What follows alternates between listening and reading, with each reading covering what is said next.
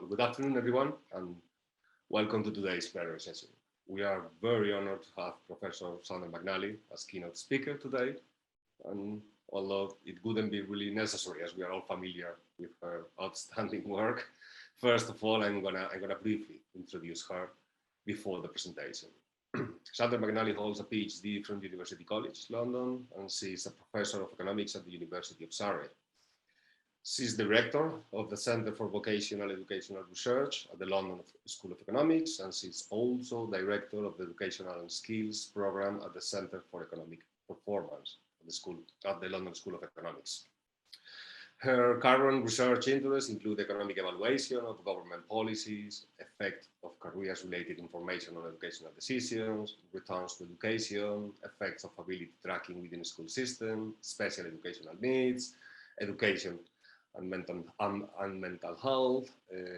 She has several ongoing research projects within economics of education, including evaluation programs to improve reading at primary school and evaluating the impact of providing careers-related information to teenagers. Professor McNally has published her research in, of course, leading scientific journals, including the Oxford Bulletin of Economics and Statistics, Journal of Public Economics, Labor Economics, American Journal Economic Policy, Journal of European Economic Association, Journal of Human Capital, Economic Journal, well, and the list goes on and on. She's also written several books and contributed with numerous scientific reports. Moreover, Professor McNally is the co-editor of Economics of Education Review, senior editor of the Oxford Research Encyclopedia of Economics and Finance, and member of the editorial advisory board of the National Institute of Economic Review. Today, Professor McNally will give us a talk about improving vocational education for young people, which is a topic she has recently been working on with her research team. And this lecture will last for about 45 minutes. We will leave 15-20 minutes for questions at the end. For all the attendees, you can just write the questions in the chat or raise your hand, and we will give you access to the session. So now I give the floor to the distinguished Professor Sandra McNally. Please, Professor.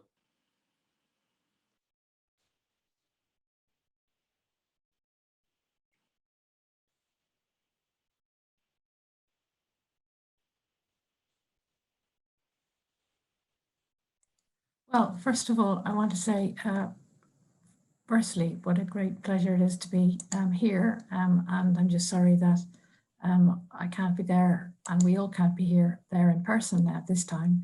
But it is great to be able to do this online rather than have the conference postponed again. And I'm very privileged to be invited as a keynote speaker. Thank you very much for your kind introduction. I am going to talk about improving vocational education for young people. And the reason for that is because I've been working on this for a few years in the context of I hope my presentation will work. Oh yes, good. In the context of the Center for Vocational Education Research. So about 5 years ago or 6 years ago now, I was given the opportunity to lead a research centre on vocational education in England, funded by the Department for Education, which was actually a consortium of 4 institutions. Most of us doing economists doing quantitative research with large-scale administrative data. And part of the reason that we were given funding to do this work was because there was a perception that there wasn't really that much good research done on vocational education in England. And the department also had administrative data that they wanted researchers to start using. So that was the context where we were given the opportunity to do it.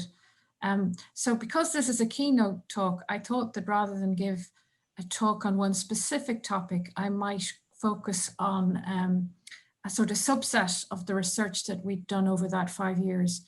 Because I think that lots of countries do really good work on vocational education, but there's other countries, including the UK, where there hasn't really been as much good work done on this as there is, for example, on schools or in universities.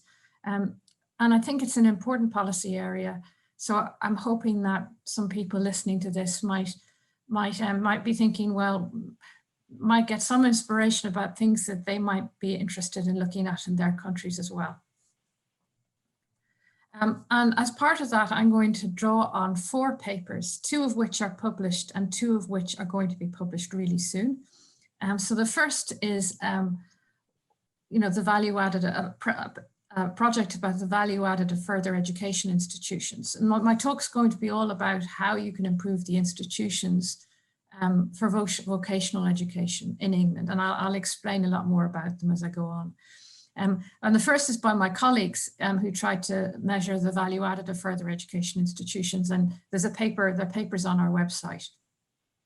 The second paper is almost finished, but not quite. And it's looking at capital expenditure and is there evidence that capital expenditure can actually improve student achievement and by how much.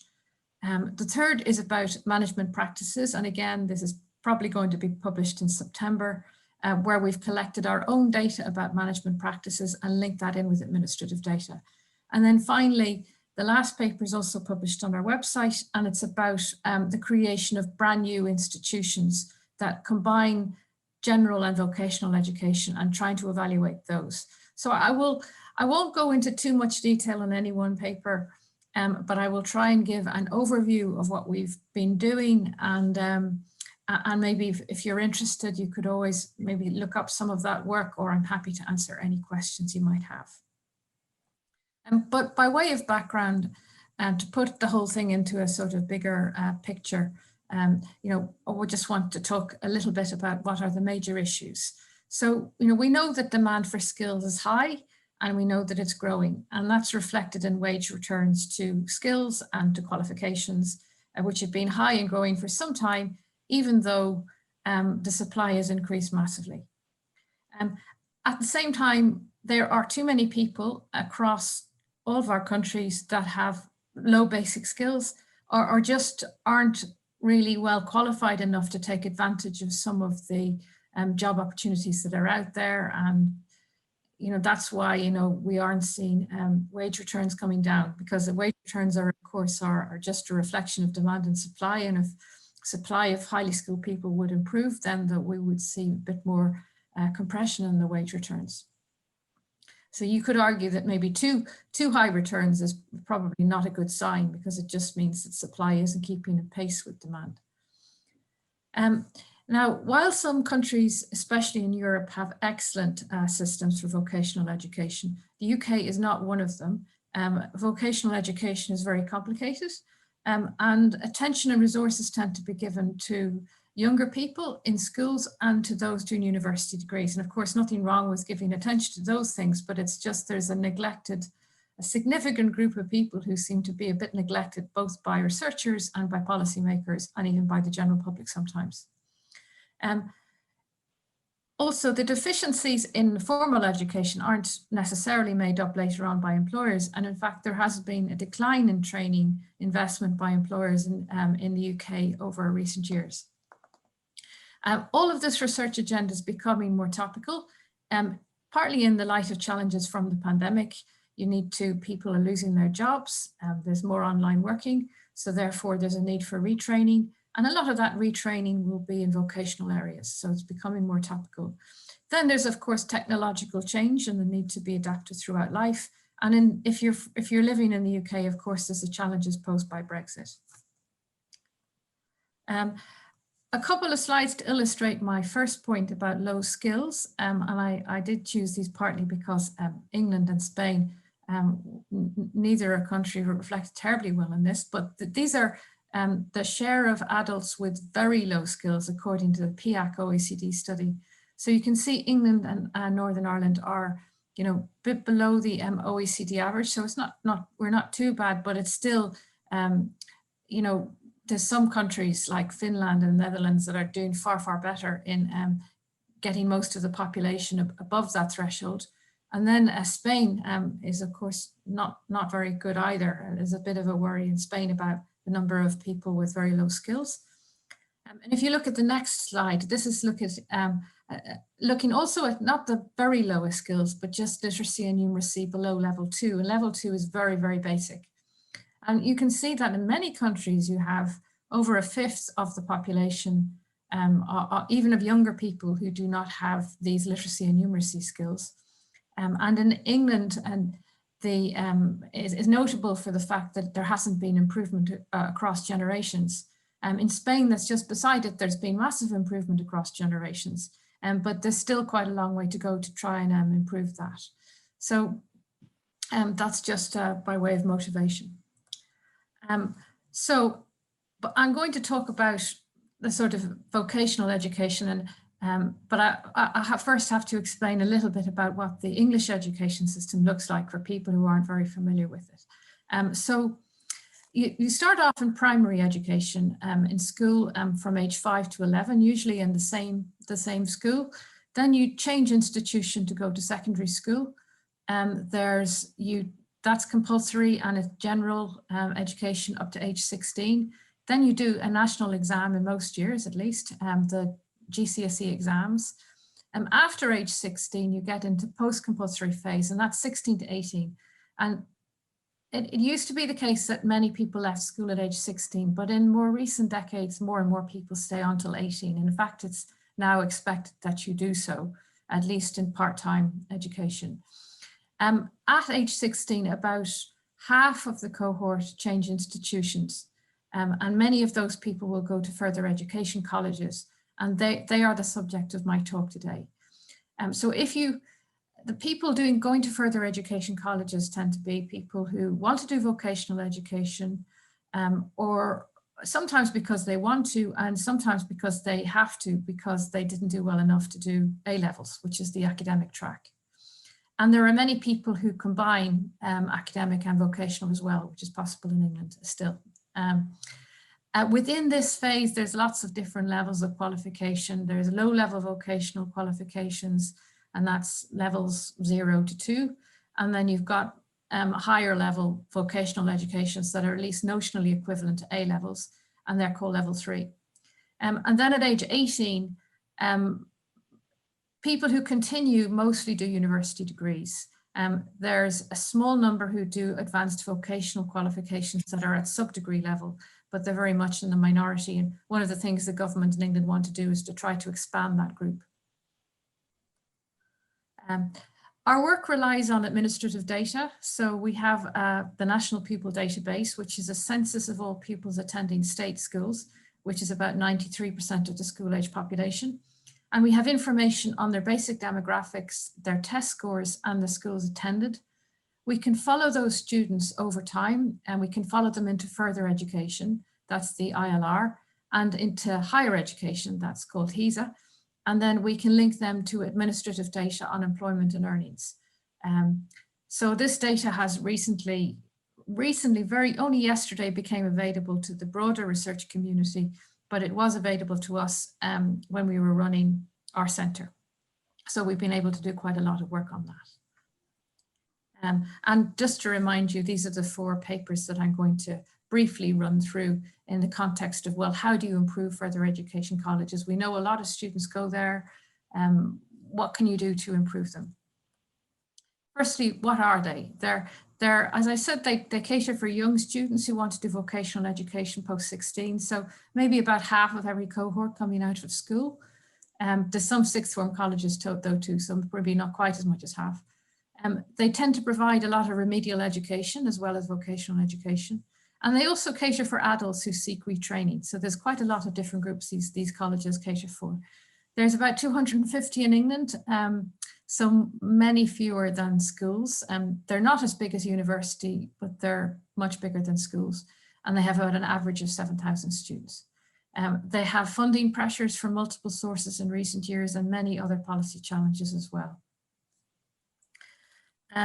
So this is the work that my colleagues Esteban Achicho, Claudio Hapko, and Jennifer Ruiz Valenzuela were working on. And they've been looking at how do you measure the value added of these institutions. So this is where you have your dependent variable as something like earnings, and then you put in lots of controls and you try to get out of that regression analysis what's the value added that's coming from the institution itself. And there's quite a lot of econometric issues about how you do that and how you make sure you deal with endogeneity and all of those things that they deal with very carefully in their paper. And I'm just going to talk about what they find now. So to put the rest of everything I'm going to talk about in more context. So they find that a 1 standard deviation in value added leads to an increase in the probability of achieving a good upper secondary qualification by about 4 percentage points. And that's bearing in mind the baseline is 62%. And then increase probability of attending higher education by 4 percentage points when the baseline in FE colleges is only 31%. So those two outcomes are quite good. So it does make a difference which further education institution you attend. The earnings measure is somewhat less big. They find a sort of compressed distribution, really, that the exact FE institution you go to might increase your daily earnings by 3% if the quality of your further education institution increases by 1 standard deviation. So it doesn't make as much difference to daily earnings as to some of these other things. And the graph, I just wanted to show one picture, just shows how once you control for the things in the data, that the distribution around earnings becomes more and more compressed. So the value added of institutions in terms of earnings, at least, is relatively modest, and certainly much more modest when you compare to returns to field of study. So these graphs are also from their paper, and they basically show a similar type of methodology, but where they're looking to returns to fields of study for things that are common for males and common for females. So a few things to notice here. Firstly, men and women select into very different subjects. So men are much more likely to go into engineering and manufacturing, for example, and women much more likely to go into health and public services. So that's why there's different subjects for men and women here. And this is true in further education, but it's true in apprenticeships and it's true in higher education as well. And that in itself is quite an important reason for the gender wage gap. Quite a lot of papers have found that's an important thing to look at. You know, why do people select into different areas?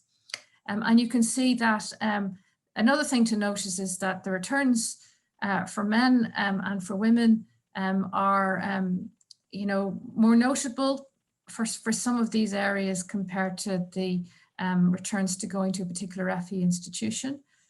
So it's subject matters, and also the importance of subject changes over time. So the return you get 1 year after leaving further education will be different from smaller than the return you might get from 5 years after leaving further education.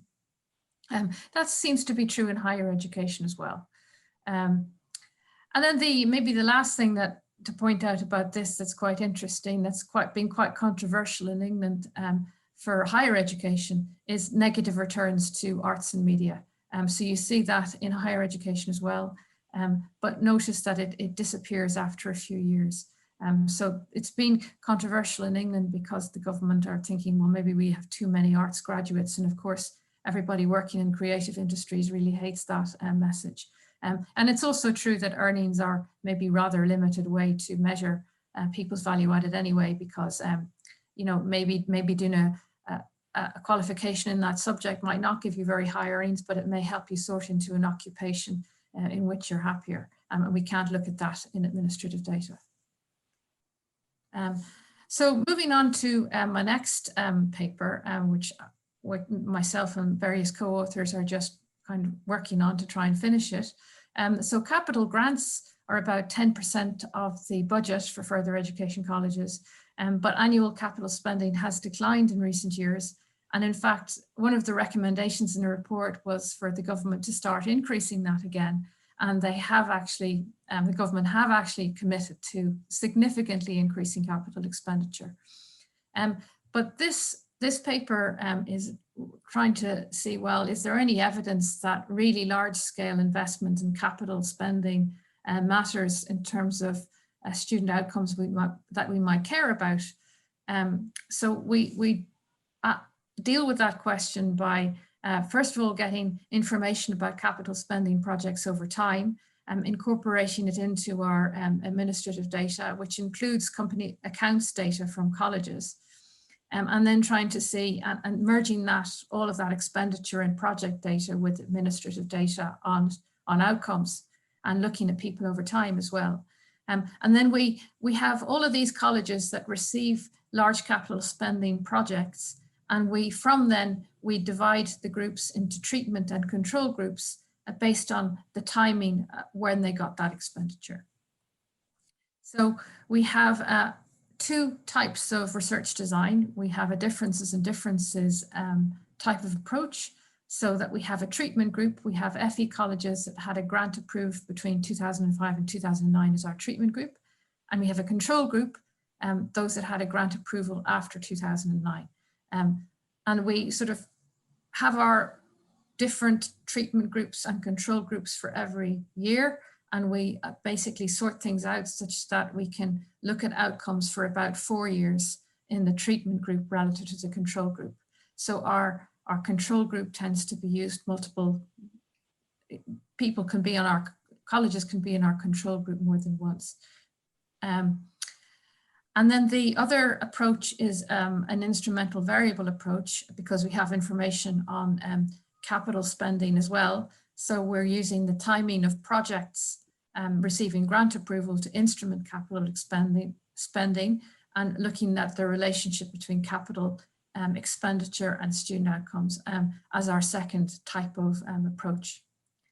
I'm not going to go into all the detail of the study now, but I just want to show you some pictures of the results that we get.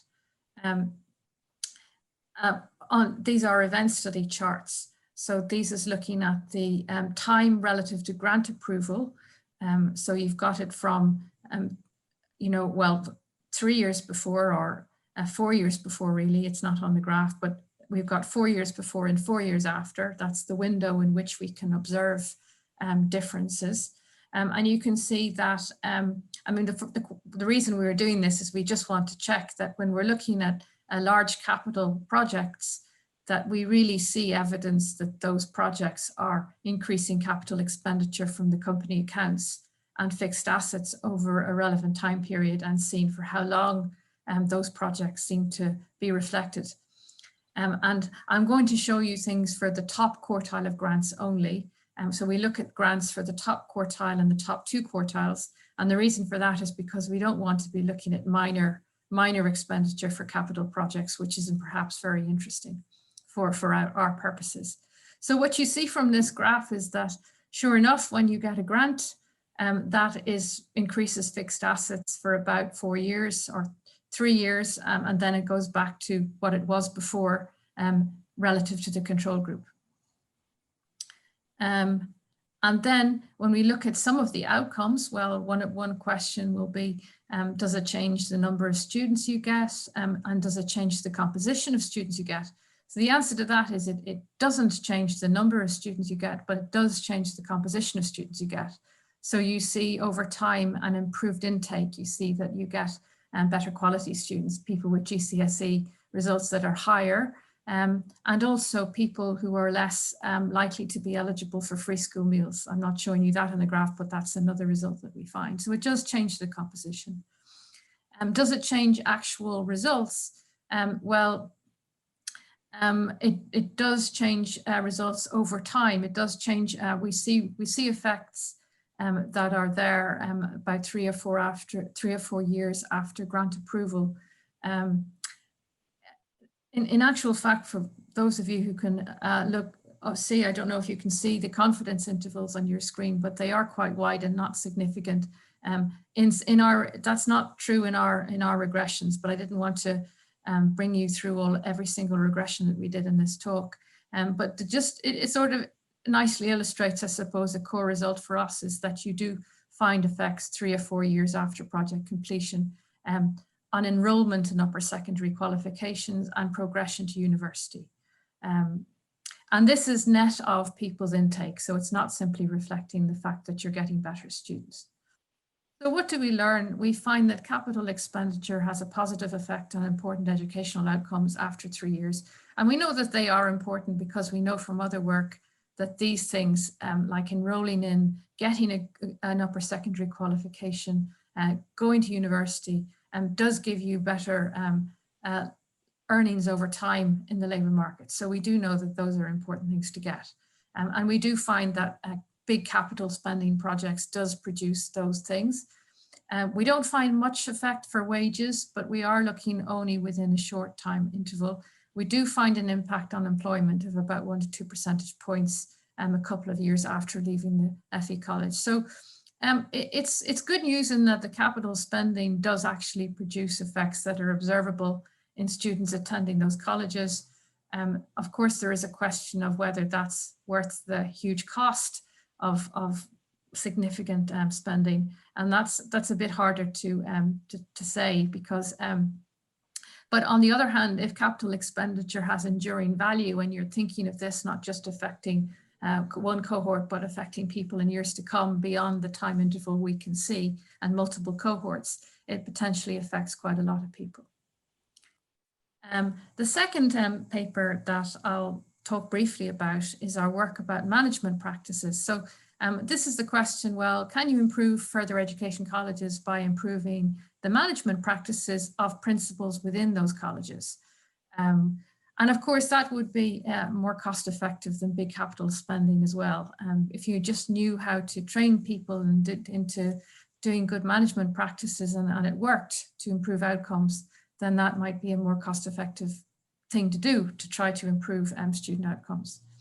Now, the World Management Survey was first applied to the manufacturing sector, and it's now being used worldwide in a variety of sectors.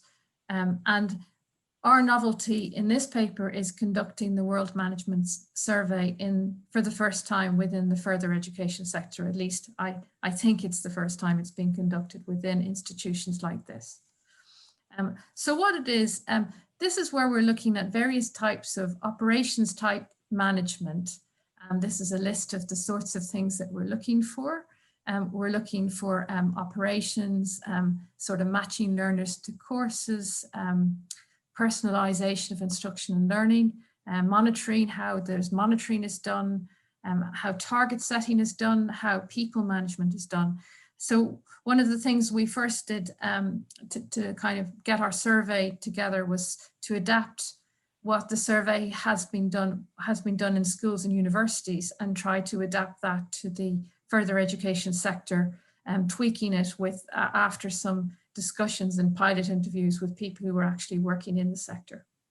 And then because FE colleges are quite broad in their provision, we focus specifically on 16 to 19 provision and asked people about that.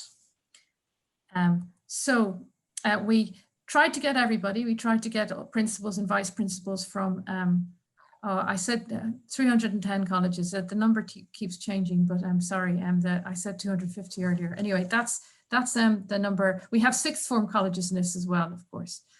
We succeeded in getting a response rate of 25%, which is actually not bad in this literature. We were, of course, hoping to do better, but we did at least as well as anybody else has done doing this sort of survey.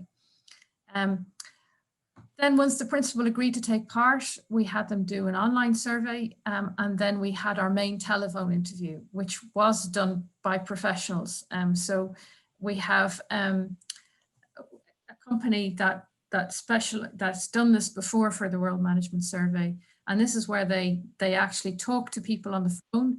They don't tell the person they're talking that they're scoring, and they have somebody else listening on the phone doing the scoring as well. And the people doing the scoring don't know anything about the college either when they're doing the scoring. So they're scoring all of these different, asking questions and then scoring the principles on all of these different questions. So the quality of the data collected is quite good, and it's been shown to be good in quite a lot of other studies. So we can be quite confident that you know, we're doing our best to really pick up on some of these things that are in the management world are deemed to be quite important.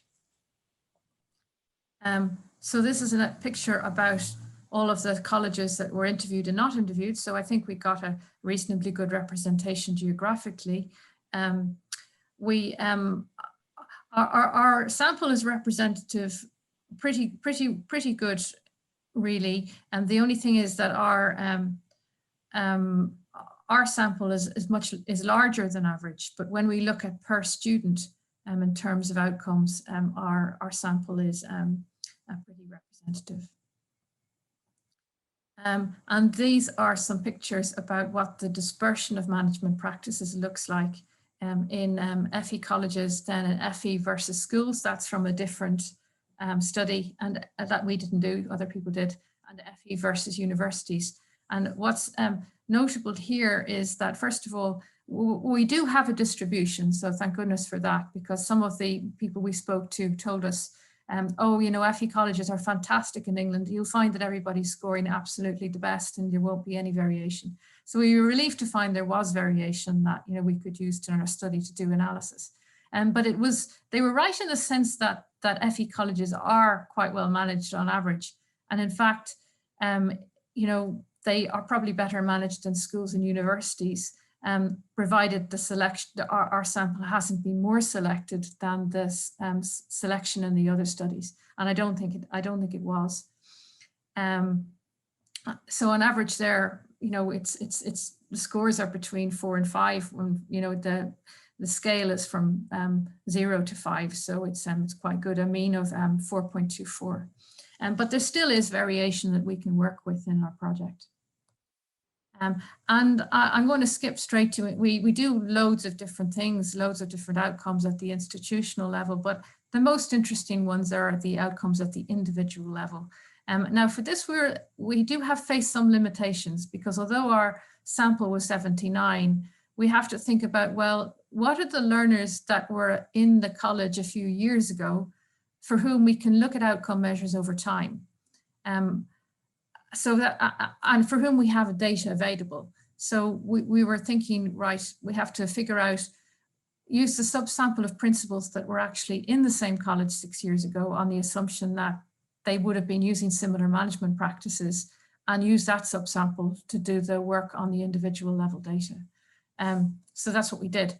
And when we did that, we find that there is a positive relationship, a correlation between achieving level 3, that's achieving a good upper secondary qualification by age 20, if you're in a college with better management practices. And there is also a higher probability of pursuing a degree by age 20. And that those sorts of relationships do in fact endure and become statistically significant, even when we put quite a lot of controls in for the students, their previous achievement at school, the demographics, some characteristics of the area. So we think, although we can't in this paper talk about causality, we can say conditional on all these covariates. You know, there is a strong association between management practices and these outcomes, which is certainly suggestive that there might really be a causal relationship there. So these are what the you know, findings are. So we have, say, a 2 percentage point increase in the likelihood of achieving a level 3 qualification, and 2 percentage point increase in the likelihood of pursuing a degree by age 20. So when we look back and think back on some of the other results that I showed you, these effects seem to be, you know, reasonably good, you know, in that context. And we do also find some quite interesting sources of heterogeneity. So we find, for example, that for free school meal students, poor students, their probability of achieving a level 3 is actually double that, double the 2%. So it's been driven by those students. And we find that people, the degree level result has been driven by students who come into the college with a good mark, which makes sense because you're never going to get to go to university unless you really come into college with a decent mark. And then the point estimates increase a bit for those subgroups as well. And my final paper that I'll go through briefly is something, this is something different. This is saying, you know, FE colleges aren't the only model for taking students on. We could think about, you know, schools that are smaller and that are STEM schools and that are, you know, specifically looking at how you combine general and vocational education. So this is a sort of a new type of school that was brought in. And they are they're competing both with state schools pre-16 and they're competing with FE colleges post-16. So they were originally the very influential person and politician in Britain founded them. And he's very insistent that they should be for 14 to 18-year-olds because that's what he thought would the right age group would be. Now, the thing about having anything for 14-year-olds in Britain is it's age 16 that people change more than age 14. So that was perhaps not a very good idea, which is certainly borne out by our work. But there's also another possibility to enter at age 16, and these are much smaller institutions. So they combine a core academic curriculum with technical subjects, and they're very much dedicated to STEM. And they directly involve local universities and local employers as well. And our objective in this study is to find out, are these new institutions successful or not relative to the counterfactual, which will be schools and FE colleges. And to do that, we're trying to make use of a person's distance to one of these new institutions and the fact that they have a staggered opening as well. So this is a map of England again. And what we're doing in this paper is looking at trying to see there are 30 UTCs open between September 2010 and September 2014. And we're trying to see whether going to one of those UTCs had a positive impact for those students relative to the counterfactual. And actually, since September 2014, there have been a lot more UTCs opened as well. So, as I hinted at, their key concerns have been recruitment issues because of this age 14, poor financial viability because a lot of these institutions have not been able to attract students at that age. And then some of the UTCs have been closed, and then some relatively poor performance as well. But our paper is the first to look at causal evidence, and here we are really claiming causality for what we're trying to do in our approach.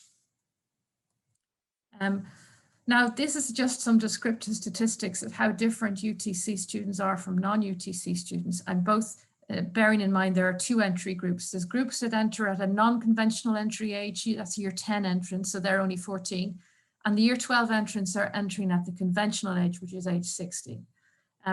So being close to the UTC is definitely an advantage here. They are much more popular for boys than for girls. But the most notable thing that's different between people at UTCs and non-UTCs is that the 14-year-olds that enter are extremely bad at English relative to the control group, and a bit worse at maths as well, but particularly bad at English. And then if you look at the age 16 group, they are actually better at maths, quite a bit better at maths than the control group, worse at English, and quite a better in terms of their overall Key Stage 4, that's their GCSE score. So they're a quite different composition of students coming in at age 14 and age 16. This is already restricting the sample nationally to people living within 20 kilometers of the UTC, because anybody not living within 20 kilometers is not going to go to one, and we can look at that empirically. But even with that sample restriction, there are tiny numbers of students going to the UTCs, which makes it a really difficult evaluation challenge. You know, how do you find anything that's statistically significant when tiny numbers of people go to UTCs? So we've had several methodological challenges in this paper. The other thing is that UTCs are undersubscribed. So there's lots of studies out there that look at charter schools, for example, and they make use of oversubscription criteria, but our institutions are undersubscribed, so we can't do anything like that. So the challenges, as I said, they're new schools, they're undersubscribed. What we do is we look at the probability of enrolling in UTCs, and we look at their staggered opening across areas. So this is the regression equation, which nobody needs to look at in any detail. I just want to show you there is one and to give you the sense of what we're trying to do. So we're trying to predict going to the UTC. That's by looking at when the UTC was opened in relation to where you live. So it's the interaction between the UTC and distance that we're using, and cohort. So our identification is driven by between year changes and the different outcome for students who live marginally close to a UTC, conditional on covariates. And the advantage of that is it allows us to control for the direct effect of distance. So the assumption is that the interaction between distance and cohort only affects student outcomes through its effect on the probability of enrolling in a UTC and not through anything else. And that assumption would be invalid if students actually moved closer to the UTC between years. Now, that seems to be unlikely because moving house is costly. Going to the UTC isn't very costly. They're undersubscribed anyway. So we don't think that our independence assumption is likely violated. Of course, you can never test your independence assumption directly, but we do in the paper indirectly test that our instruments are balanced. So when we do the whole regression approach on kind of things like free school meals or prior achievement, we just check that the instrument isn't predicting some of these baseline characteristics, and we find that it isn't. So the challenges are, as well as the endogeneity issue, the challenge is just that the probability of enrolling in the UTC is very low. So the sample is, that's a problem. So what we do is we trim the sample to begin with. So you basically estimate the propensity score for UTC enrollment, and you restrict your sample only to students who have a propensity score within the common support. And then you do your IV approach on the trimmed and weighted sample. So it took us quite a long time to get to that. In fact, to kind of design the whole thing. But once we did, we think it is the right thing to do, and we have tried to validate it in various different ways. I'm realizing that I'm running out of time, but I am getting to near the end, and I just want to run it over a few results, but without really dwelling on them in much detail. Of course, I can come back if there are questions. But in answer to the question, how do UTCs affect students who enter at a non-conventional age, so at age 14? And the answer is they do dreadfully. They really reduce people's performance in GCSEs. And that's not just an artifact of selection, the fact they're getting bad students. They just do badly. So it might be that, you know, these institutions, they're taking students in, they're quite weak students at a non-conventional entry, and they're not able to turn things around for them. In fact, they make things worse. We find some evidence that UTCs improve a bit with time. So they're really bad in the first year, and then they improve a bit in the second year and the third year. So that's a sign that maybe things will improve, and that not all of this is permanent. It's a different story for students who enter at age 16. They are more likely to, well, they're not less likely to enter academic qualifications, good academic qualifications, and they are more likely to enter good vocational qualifications and to achieve in them. They're more likely to do STEM, and I suppose one of the most interesting results is that they're more likely to start an apprenticeship.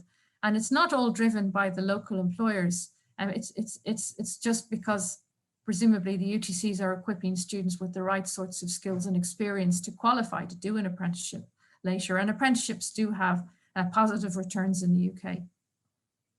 And then when we look at post-18 outcomes, which we can look at for a restricted sample, we find that people who go to UTCs are more likely to do a university degree with STEM in it, and that they're less likely to drop out of education altogether, which of course is an extremely bad outcome. So the messages about UTCs are very positive for those who enter at age 16, and not very positive for those who enter at age 14. And part of the reason for that is we believe down to the fact that at age 16, UTCs can attract students with better grades, and they tend to be better for people who are better on average. They're not very good for the very weak students. So we provide the first causal evidence on UTC effectiveness, but we find that we show that UTCs could improve if they recruited differently, and the results gives us some hope that this model will be a good one for England over the long term, provided that they move their recruitment ages to ages that are consistent with the rest of the education system. So maybe they recruit at the same time as people go into secondary school or later. So the broader conclusions from my talk is that, firstly, that our research, I'm just trying to give you a flavor of the research that we've done to look at how can you try to improve outcomes of vocational students via improving the institutions they actually attend. And I think that inputs like capital expenditure and improving management practices do have some role to play. And of course, the cost benefit analysis from doing those things probably is very different. You know, probably management practices would be less costly way of doing that, if just provided you know the right technology.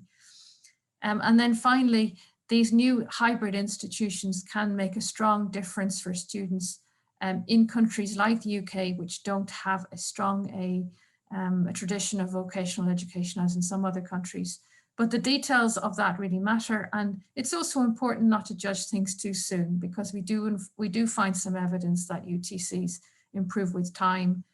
So we certainly don't, I went from the beginning of the research thinking before I did anything that UTCs would be fantastic, to feeling, oh, isn't it terrible that they obviously are dreadful institutions. And then at the end, when we came to our age 16 results, beginning to feel more hopeful that maybe actually these institutions really do have a role to play, and that maybe we shouldn't be too strident in our opinions before they've been given a few years to really prove their worth.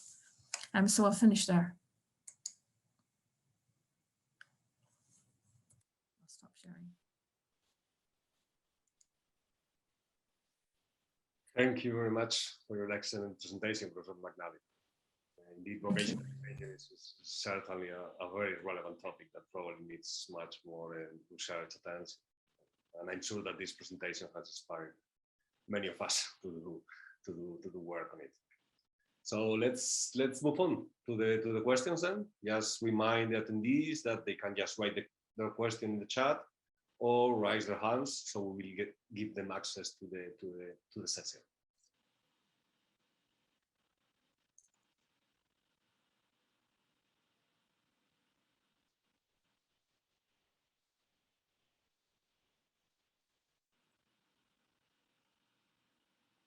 Is there any question to begin with?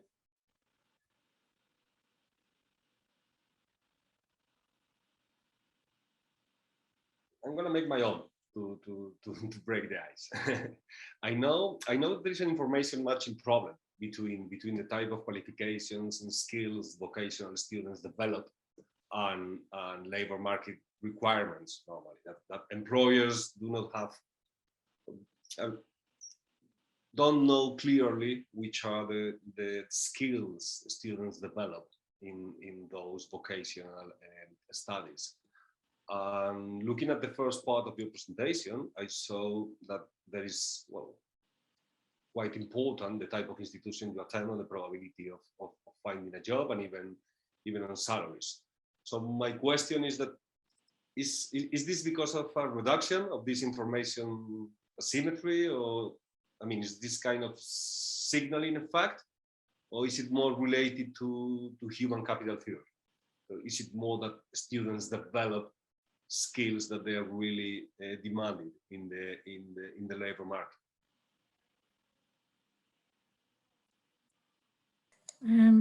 Well, I mean, I think there's certainly both of those things have a role to play. I think the signaling issue is difficult because there's quite a lot of different qualifications in England out there.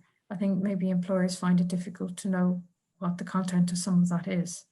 And in England, there has been a lot of deregulation of qualifications that has been a mistake, really, because you really need to know what you're getting. So the signaling value of the qualification is important, not in the sense that it's just a signal, that's why people do it, but the employer needs to know what's in the qualification, what human capital you're supposed to have acquired.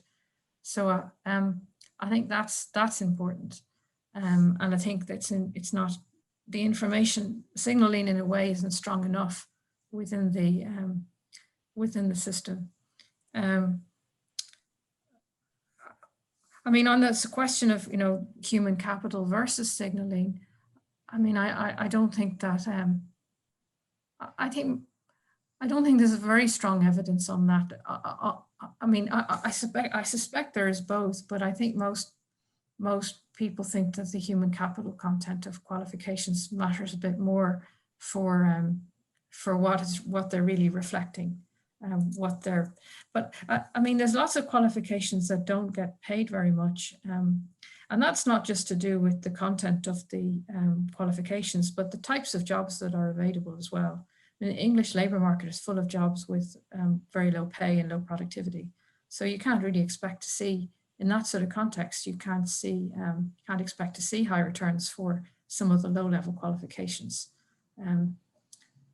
And then you can see in what I showed you as well that some of the sectors are really high, like engineering is quite extraordinary. I never appreciated before I started working in this area how big the returns were for engineering across everything, across further education and apprenticeships and university, and how male dominated it is, that women just don't go into those fields very often at all. Thank you very much.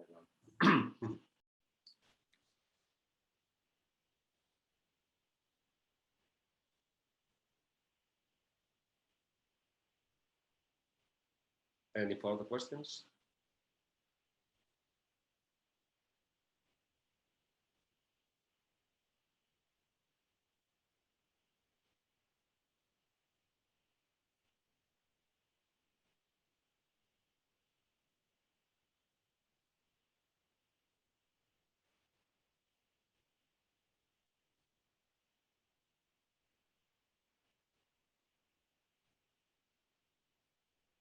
I see a question on the chat.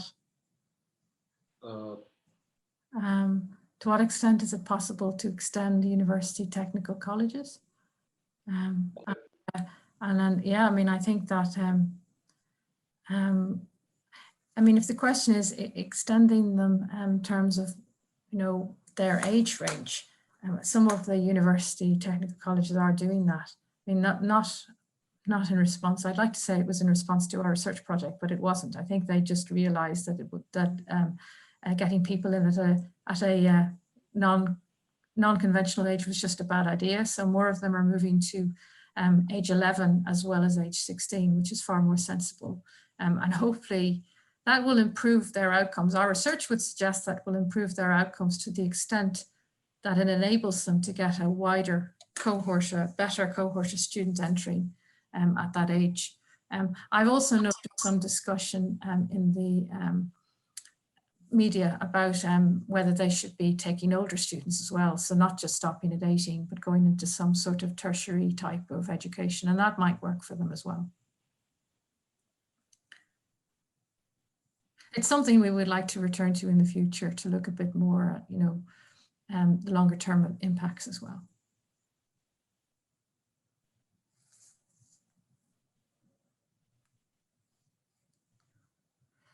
And another question from Dara. So thank you. And is there any evidence that further education is an outlet for those that drop out of university? Well, we haven't looked at that, so I don't know.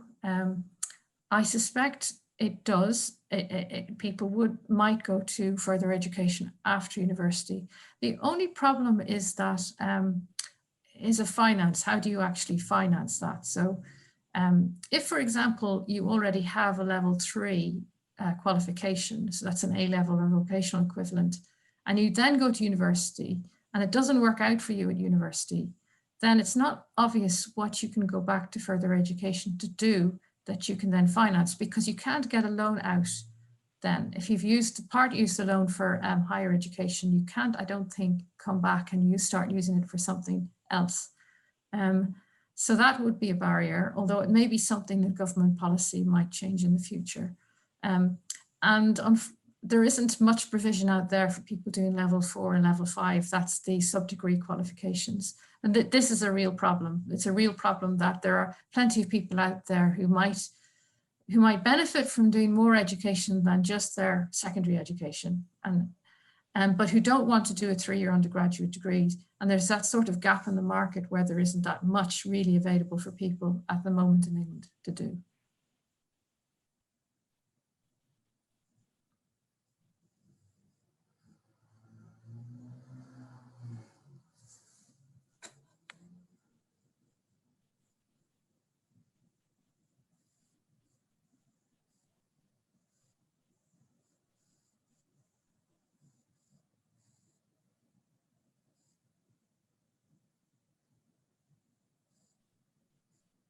Any other questions?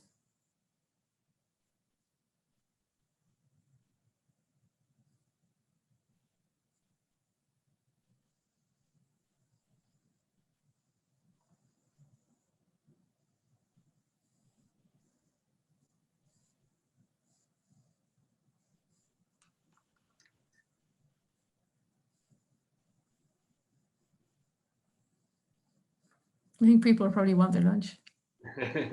I don't blame you. It's Friday afternoon.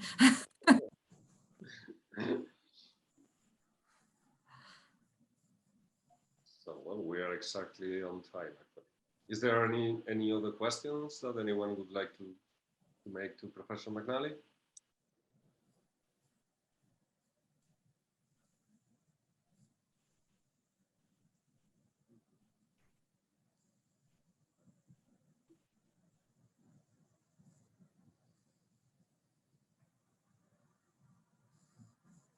Well, it seems that there's no more questions, so we are gonna close this session. Yes. Thank you very much, Professor McNally, for your excellent talk, and we hope to have you presentially. Oh, thank you. When the meeting will be held again presentially, hopefully next year. Thank you. Thank you very much.